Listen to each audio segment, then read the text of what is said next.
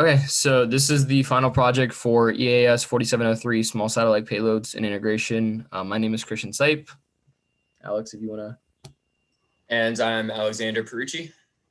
And we're going to walk you all through our project real quick. So I'll go from our final project document and just kind of go from there. So beginning with maximum and total access duration, basically we went to STK and we actually had to we had to go to analysis and go to our analyzer in order to optimize the scenario. And in optimizing it for those two ground stations, we found our RAAN, actually have it written up right here. Our RAAN was 130 degrees and the altitude was 445, and then the inclination angle was 37 degrees. So after inputting that all into our CubeSat parameters, which I'll go right here just to show really quickly, that's all in properties, which should show itself, hopefully. That's all in properties, so I just go to orbit and just kind of change everything we have here. So that's in properties. So maximum access duration, basically you would go to the analysis analyzer, find whatever values you need to optimize the scenario, and then go to report definition for the access. So you just access your points, come down here, choose whatever points you need. Object would be sensor, and then you would do access your AER. AER is kind of the more defined report, and that's what would give you your access points and the greatest time.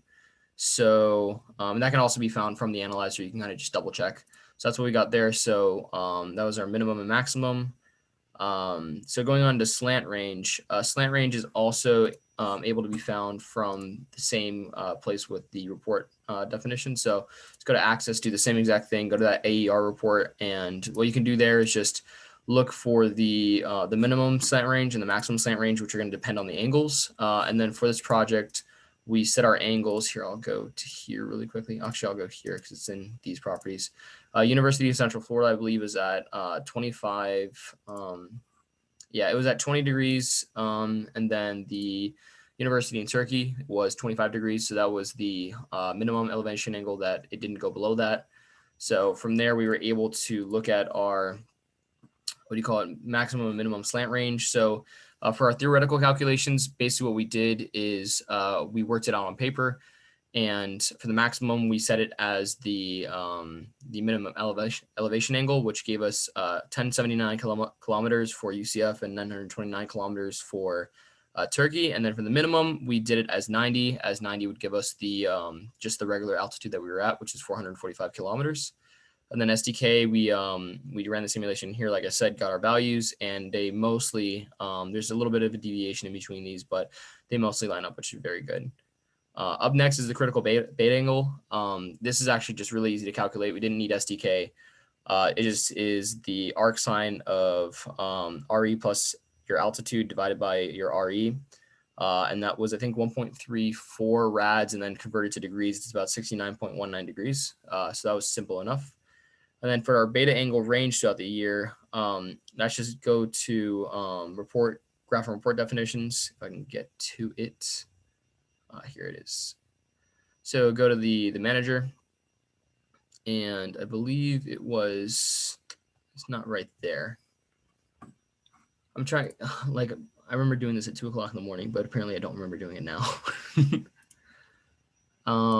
Yeah, let me go to the manager, and then I believe beta angle. I think I did beta angle for the satellite, and then, yeah, beta graph. So in order to get the beta beta angle graph for the duration of the year, we did one. I'm not going to generate it right now, but we did 1 day time steps just for the first year, and then plotted that along the graph, which is located right here.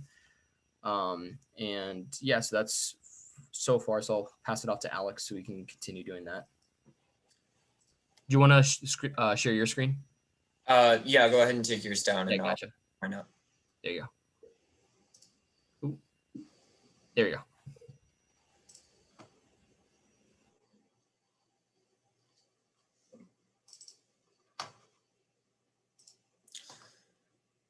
Okay, so with theoretical calculations for eclipse duration, we got a maximum of 35.934 minutes. That's from these hand calculations here, calculating the period of the satellite, as well as the fraction of eclipse duration.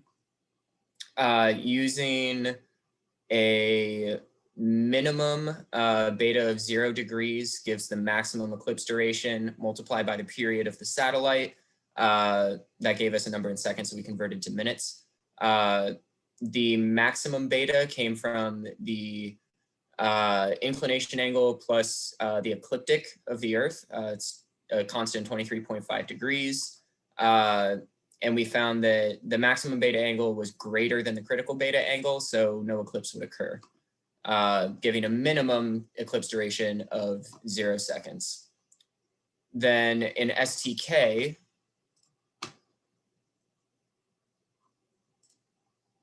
in the report and graph manager, it was simple enough to use, where did it go? No, not that.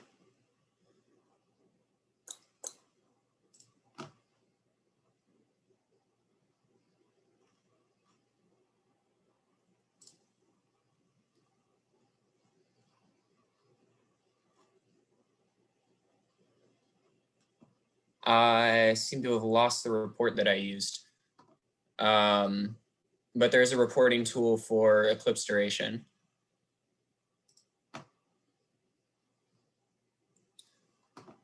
Then for lighting, umbra, and penumbra times, a beta angle of 0 and maximum across 1 day each. For the minimum beta angle of 0, these are our results using a graph of, okay, I'm not sure why my installed graph styles right now are only these 4. I think it might have something to do with the license it expired. I think it might have expired for everybody by this point, because the same thing happened to me, that some of my graphs weren't showing up. Okay.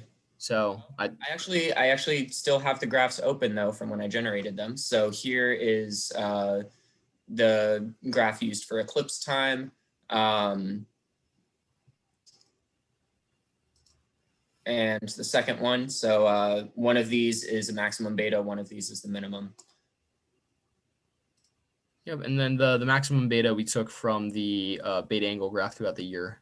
So I supplied Alex with the date in question for the minimum and maximum, or for the beta angle equal to 0 and then the maximum beta angle. So that's where we got those graphs from too. Right. Then with theoretical maximum power output, we used an assumption of 20% efficiency of the solar cells, finding the area that solar cells occupy on each face. We used this equation for power, so the power being equal to the solar radiation. Since we're looking for the maximum power output, we're including direct solar radiation, albedo, and infrared off the Earth. Then multiply by absorptivity times the square root of n, which is just an approximation for the number of faces that are being illuminated, since the direct sunlight won't be hitting them all at a normal angle. This square root of n term kind of corrects for all of those different angles of the sunlight.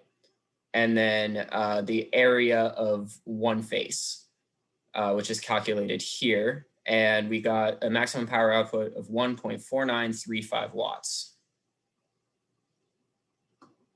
And Christian, do you want to talk about power generation? Yeah, I can't bring up the graph because, like I said, my license had expired for some reason. So it won't let me bring up the report manager to bring up the graph. But I can talk about it real quick. I don't have to share my screen. Okay. Yeah, in order to get, like I said, in order to get the power generation, you can just go into the report in Graph Manager and just create a new report for the satellite. But most importantly, what you want to do is you want to first go to the satellite. And I can try to show this. So I can share my screen real quick, Alex. Yeah, so in order to actually kind of get this started, like I said, I can't show the actual graph itself because my license expired for some reason. But you would go to CubeSat, you go to properties. Let me bring this down a little bit. You would just go, I think it's not description, I'm sorry. You would go to model and then go to these three little dots and go choose your CubeSat, 1U CubeSat, which I already did. And then you also want to make sure the offsets, you want to set this to 180 degrees so your solar panels are facing towards the sun and all that stuff, and make sure you're in the right orientation. And then from there, like I said, you would just go to your reporting graph manager. Like I said, for some reason, it's not wanting to restore my license or keep my license up right now. But you would just go there and then plot the power distribution along the first year, which is, like I said, which is seen right here. And then, like I said, there's power, and basically what you would do, you would select all, I think it's all 5 faces in order to get that power distribution. Not 5 faces, I'm sorry, all 5 coordinate systems, I guess. So like you do X, like plus X, plus Y, plus Z minus Z in order for that satellite. I can't show it, but I can explain it. So that was power generation. I think the next one is you, Alex. Okay. Let me stop sharing for you. I'll go ahead and share my screen, come off of it. But I realized how to access all of those report styles that I wasn't seeing earlier. It was because the object type in Report and Graph Manager was set to scenario instead of satellite.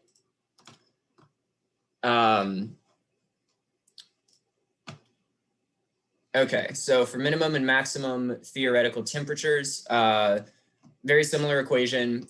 We calculate the area of the cell.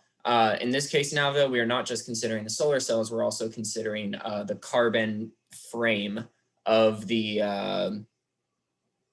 CubeSat itself.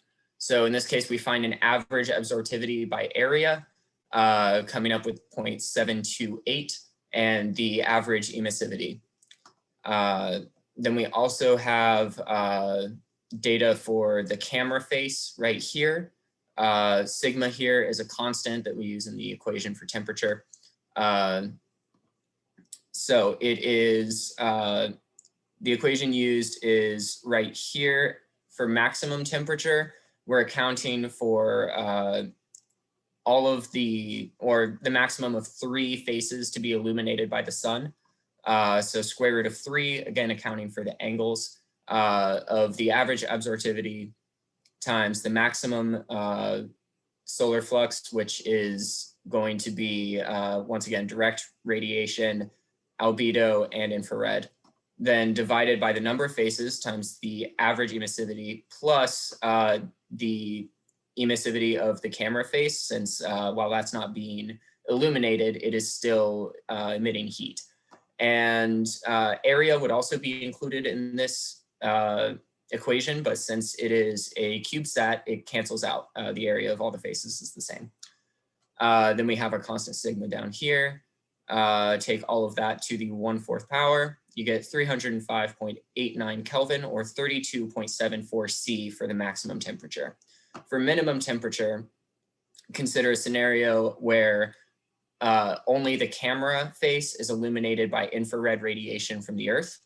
So then you have a much smaller numerator, same denominator, because the CubeSat is emitting heat just as always, illuminated or not. And you get negative 147.7436 degrees C. Going to this graph, for temperature variation during first year in orbit, we used STK's Space Environment Effects tool add-in.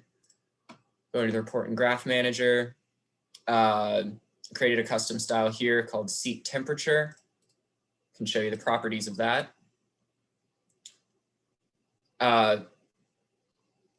So basically graphing the vehicle temperature over the course of the time constraint. And this is the output. And for SAA crossing times, SDK doesn't actually have a graph output for this in the installed graph styles or the options for a custom graph style. So what we did was we generated a report,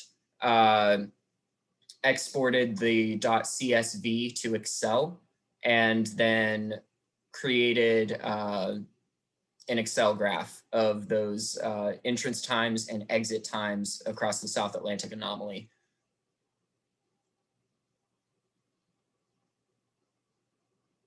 Yeah, I think that's pretty much it. I want to mention I said earlier that we calculate our altitude from the analyzer. We actually didn't end up doing that. I'm sorry. It was the RAAN and then the inclination angle that we got that from. For the altitude, we calculated it using, after we got our optimized RAAN and inclination angles, we went to the satellite lifetime by right-clicking satellite, just going to satellite lifetime, and we entered the necessary mass, drag coefficient, and then, well, the ballistic coefficient was just automatically calculated using that mass and drag coefficient. And then the lifetime of the satellite was supposed to be 18 months. So depending on that, all we did was just kind of estimate with, we tried 450 at first, and I think that gave us around 1.6 years. So to get 1.5 years, which is 18 months, we did 445, and that's how we got the altitude. I wanted to clear that up real quick. But I believe that should be everything. We did follow all the directions, like I said. Ground station and in Orlando and Ankara both had the elevation angle given. The sensor with the half angle cone of 35 degrees was put targeting towards the ground stations. And yeah, I'm pretty sure we did everything correctly. And that is all the information that we collected, and it will be in our report, which we have shown during this this presentation as well. So I don't know if, do you have anything else to add, Alex? No, I believe we covered everything. Awesome. Well, thank you, and have a great night.